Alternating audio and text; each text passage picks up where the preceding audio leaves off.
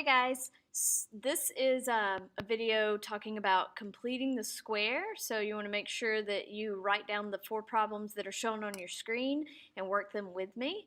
And this is chapter 4. I'm pretty sure it's lesson 5, but would have to check in the book to make sure. Okay, so for completing the square, the first thing that you want to do is you move the c value that you have right now to the other side of the equal sign. So I'm going to add 91, okay? And I'm left with x squared plus 2x, and I'm going to leave a space, equals 99. Now at this point you want to create a perfect square trinomial by taking half of the b term, so 2 divided by 2 is 1, and then squaring that. So that's 1. And on the other side, you keep the equation balanced, so you add 1 on the other side. Now, at this point, this right here is, since it's a perfect square trinomial, we can factor it into x plus 1. That's the square root of the first term, square root of the last term, and then all of it squared, equals 100. Also, another way, if you don't like the factoring by taking square root of this one and the square root of that one, you can just say, well, what was half of your b term? And plug that in here. Or you could factor it like we factored other things. What times what gives you x squared? What times what gives you 1? And make it work with the 2 in the middle. Ultimately, you need it to look like this so that you can take the square root. Take the square root to undo it, and you'll get x plus 1. At this point, you need to be very, very careful. This ends up as plus or minus when you take the square root, and 10 is what was squared to get 100. And then we subtract 1 from both sides. So now I have x equals a positive 10 minus 1, which is 9, and x equals a negative 10 minus 1, which is negative 11. So those are my 2 answers for that equation. Okay, let's try that again. Move the 19 over. X squared plus 10x equals negative 21.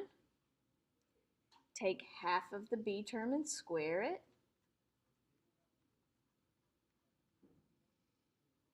So 25 gets added, 25. So we have x plus 5 squared. Again, this amount right here is the same as half of the b. Okay, equals 4. Take the square root, take the square root. X plus 5 equals plus or minus 2. Those worked out perfectly. If there was a square root that you couldn't simplify, then you just leave it as is. So we have 2 minus 5, which is negative 3. And x equals negative 2 minus 5, which is negative 7.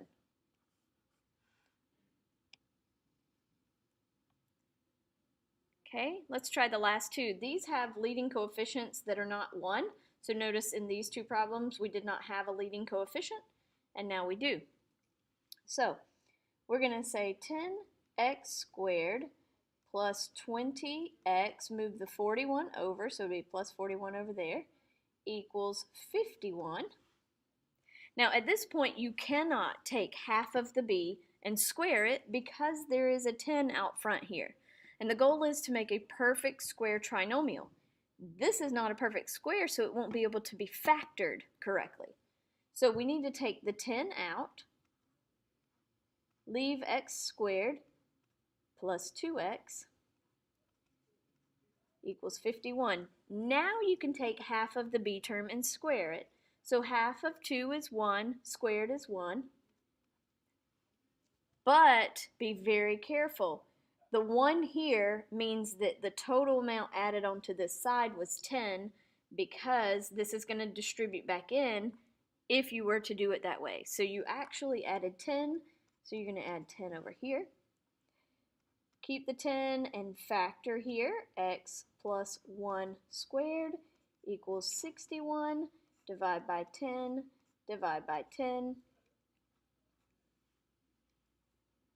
We shouldn't have one like this. X plus 1 squared equals 61 over 10. We don't want a decimal number.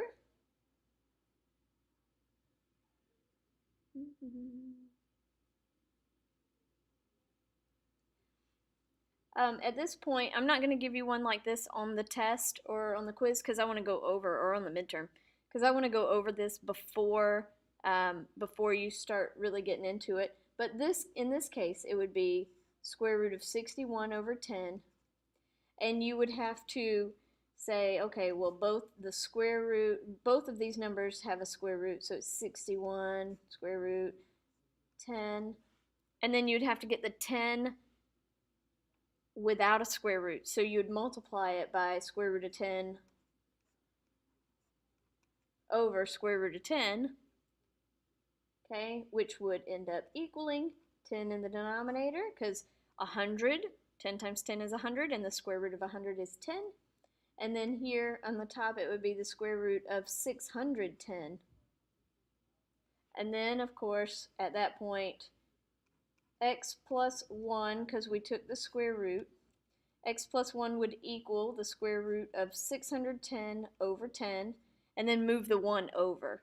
So x equals negative 1 plus or minus, because I forgot to put that there, square root of 610 over 10. All right, and just leave it like that. Hopefully this one will work out better, and on your midterm it will work out nicer than that one. So add 69 here. I'm going to go ahead and factor out the 9. 9 n squared minus 2n equals 72. And then here, this is a negative 2, so half of that would be negative 1, and negative 1 squared is positive 1, but that's 9 on this side because it was a total of 9 here. So we have 9 n minus 1 squared to get that negative right here equals 81. Divide by 9, divide by 9. N minus 1 squared equals 9, square root both sides. N minus 1 equals plus or minus 3. Add the 1 to both sides. And so now we have n equals 3 plus 1, which is 4. And n equals negative 3 plus 1, which is negative 2.